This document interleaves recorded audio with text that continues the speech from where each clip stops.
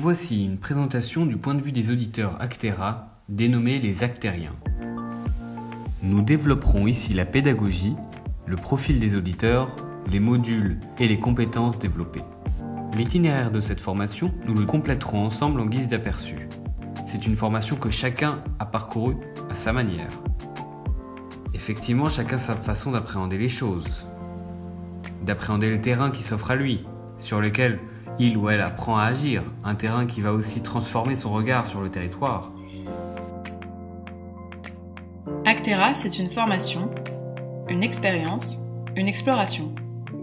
Les actions menées dans l'année combinent théorie et travail de terrain, allant de l'organisation d'un jeu de territoire avec le parc naturel régional du Queyras et ses habitants, à l'élaboration de propositions adressées aux maires des municipalités de la Sierra de Albarracín en Espagne avec le Centre de recherche et de technologie agroalimentaire d'Aragon.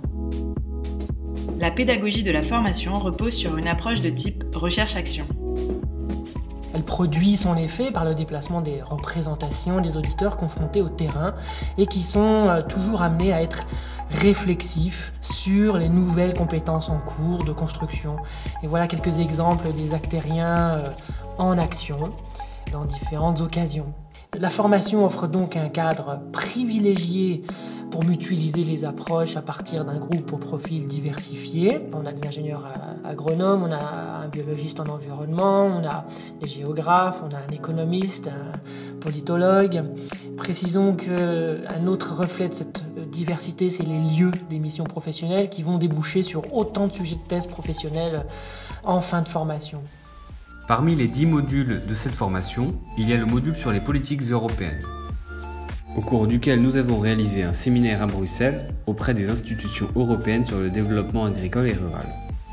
Ou encore le module entreprises et territoires, visant à connaître et comprendre le rôle des entreprises en tant que composante du développement territorial.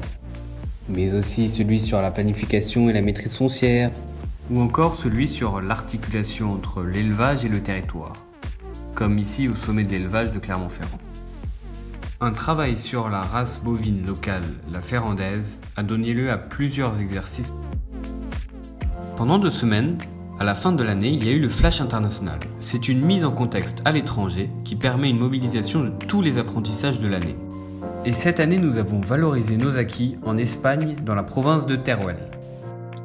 De nombreuses compétences sont acquises lors d'exercices permettant de développer, parfois de créer, de nouveaux outils d'analyse, de communication, d'animation.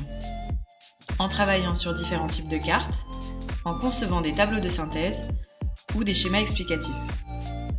Nos études prennent la forme de publications réalisées pour différents acteurs, par exemple le parc naturel régional du Queyras, la commune de Lezoux ou le Centre de recherche et de technologie agroalimentaire d'Aragon. Bref, qu'il vente ou qu'il fasse beau, c'est ensemble que s'élabore un parcours et que se construit une intelligence des territoires qui distingue les actériens. Alors merci à l'équipe pédagogique de nous avoir accompagnés sur ce chemin et dans notre transition vers le développement durable des territoires et de l'agriculture.